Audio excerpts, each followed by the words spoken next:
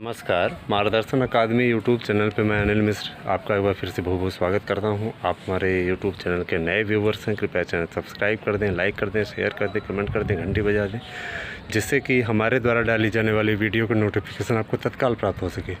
आज हम आपके लिए वर्तमान में चल रहे साक्षात्कार TGT संस्कृत और TGT PGT कला विषय के लिए विशेष इंटरव्यू लेकर के आए हुए हैं, तो आप वीडियो को आरंभ से अंत तक देखिएगा।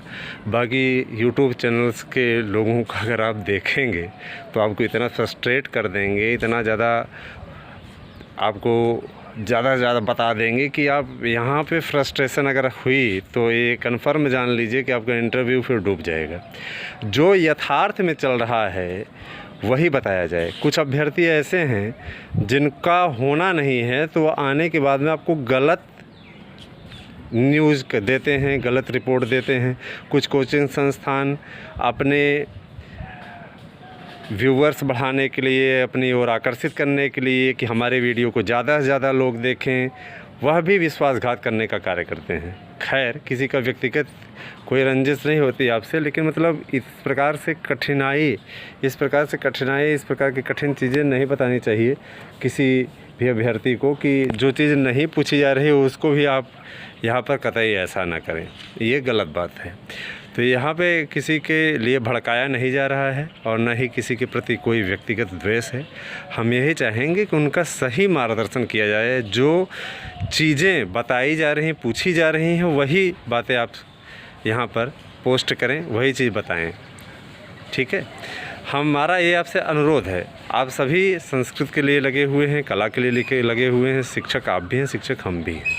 हम यही चाहेंगे कि आप भी इस प्रकार का कार्य ना करें कि स्टूडेंट, जो भी अभ्यर्थी इंटरव्यू देने जा रहे हैं, उन्हें परेशानी का सामना करना पड़े।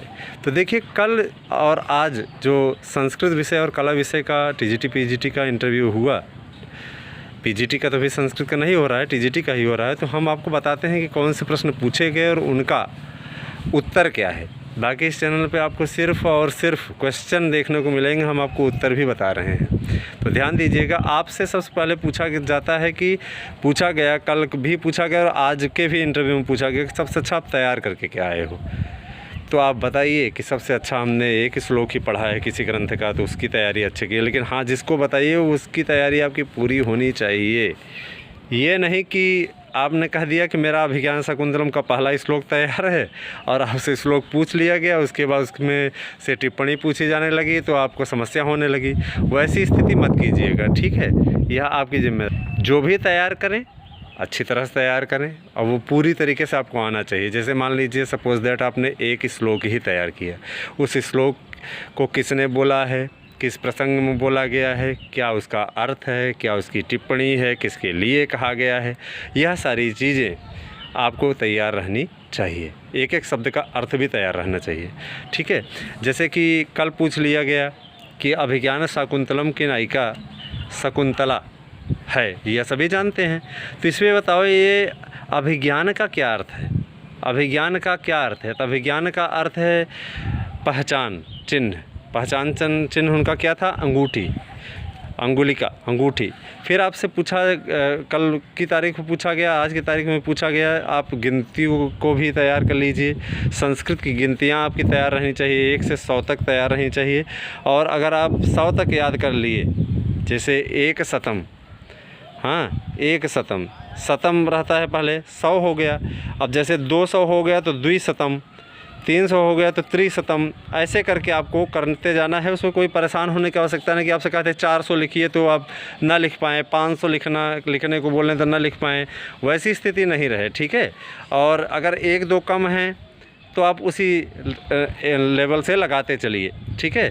इसकी विशेष वीडियो हम आपके पास बहुत शीघ्र लिखित में पोस्ट कर देंगे, तो उसको आप लोग देख लीजिएगा, उसी हिसाब से आप तैयारी कर लीजिएगा। तो कहने का तात्पर्य है कि संस्कृत संख्याओं की तैयारी पूरी तरीके से कर लीजिएगा। इसके अलावा समास क्या है, समास कितने प्रकार का होता है, समास क्या है, आपको पहले वीडियो में बताया जा चुका है, उस वीडियो को आप देख सकते हैं।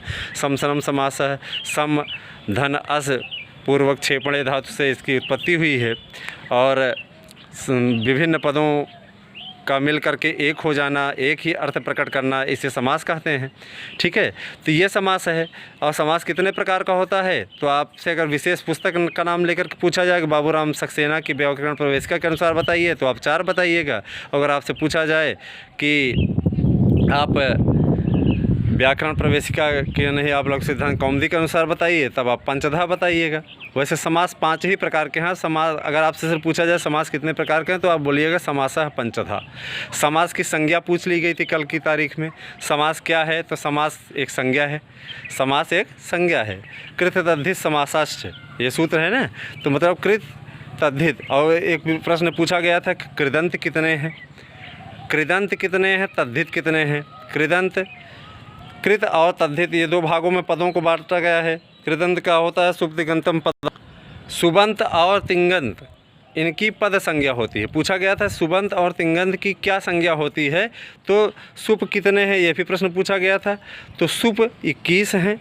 सुओजस अम और टस, सुओजस अम और टस, टाभ्याम्भ्यस गेभ्याम्भ्यस, ऐसे करके आपके 21 है, उसको तैयार कर लीजिएगा। ठीक है, इसके अलावा आपसे पूछा गया तद्धित कितने हैं। ठीक है, तो तद्धित में तैयार कर लें, आपका तिङंत तैयार रहना चाहिए।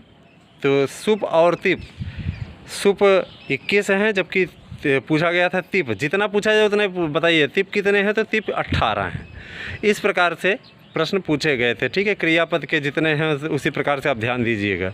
पठत पढ़ता पठन जैसे करके है ना, तो तिप तिप करके ऐसे करके स्टार्टिंग में है। आपको पूरा विशेष वीडियो इसका हम बहुत जल्दी उपलब्ध करा देंगे, आप अच्छे से तैयार कर लीजिएगा। कहने का तात्पर्य ये कि आप कोई भी मिस्टेक मत कीजिएगा। वहाँ पे आपको अगर जिसका रिप्लाई देना है, जिसका जवाब आपको अच्छे तरीके से मालूम हो, उसी के जवाब दीजिएगा।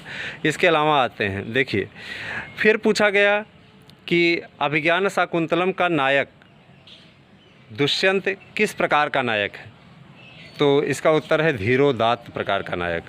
फिर पूछा गया कि मेघदूतम का नायक किस प्रकार का नायक है और नायक का नाम क्या है, तो जो अभ्यर्थी जानकार होंगे वह बोल देंगे कि सर इसमें नायक का कोई नाम उल्लेख नहीं मिलता, लेकिन नायक का नाम पद्म पुराण में अवश्य मिलता है, हेममाली, और यह धीर ललित प्रकार का नायक है।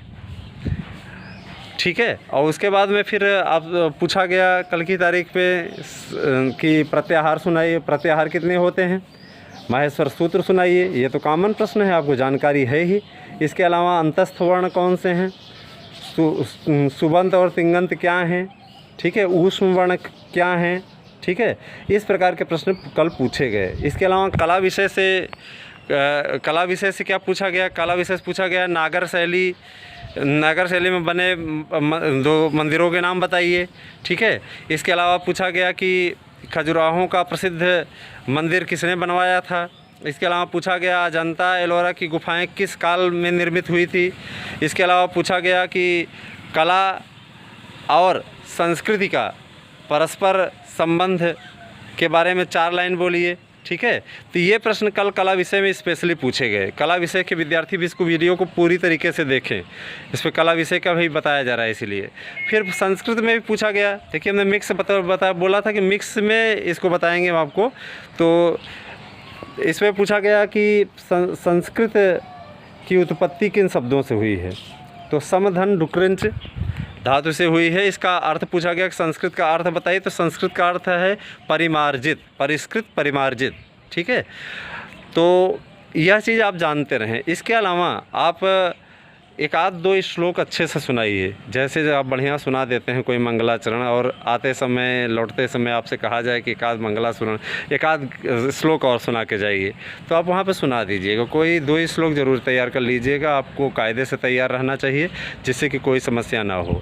आज की तारीख पे जो बच्चे इंटरव्यू दे के आए हैं, ज़्यादातर बता रहे हैं कि हमसे पूछा गया कि आप चलिए एक कारक पढ़ा दीजिए हमें, इस कारक को आप पढ़ा दीजिए, अब कर्ता कारक पढ़ा दीजिए, कर्म कारक पढ़ा दीजिए, आप चलिए अपादान कारक पढ़ा दीजिए। तो आपको कारक पढ़ा के दिखाने के लिए कहा जा रहा है कि आप सूत्र लिखिए और वहाँ पर पढ़ा करके बताइए, समझाने का प्रयास कीजिए। मान लीजिए हम आपके स्टूडेंट हैं, ऐसे बोल रहे हैं, मान लीजिए हम आपके स्टूडेंट हैं, आप हमें समझाइए, आप हमें अनुवाद करना सिखाइए।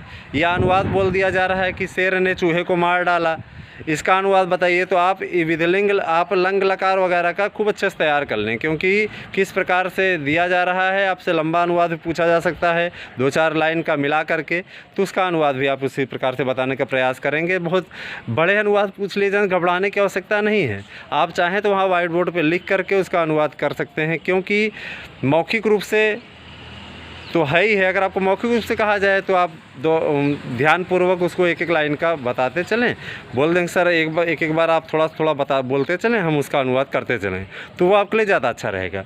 इसके अलावा कला विषय में एक प्रश्न पूछा गया आज की तारीख में कि नागर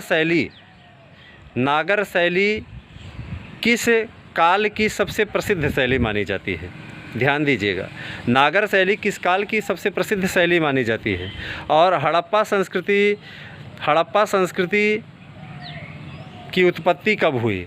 ठीक है, कला के लिए किस युग को स्वर्णकाल माना जाता है। तो ये प्रश्न आज विशेषतः पूछे गए। तो मुझे पूर्ण विश्वास है स्टूडेंट कि आज का ये वीडियो आपके लिए उपयोगी साबित होगा। जो भी पूछा गया आपको बता दिया गया। आज और कल के जो प्रश्न रिपीट हुए मैं बता दिया हूँ आपको। आपके लिए कल कौन से प्रश्न पूछे जाएंगे उसके वीडियो में आपको लेटेस्ट उपलब्ध करा दूंगा। तब तक के लिए हमारे यूट्यूब चैनल पर बने रहें और कृपया सब्सक्राइब कर दें, लाइक कर दें, शेयर कर दें, कमेंट कर दें और इसको वायरल कर दीजिए, जिससे कि और सबका भी लाभ हो सके। आप सभी का वीडियो देखने के लिए बहुत बहुत धन्यवाद।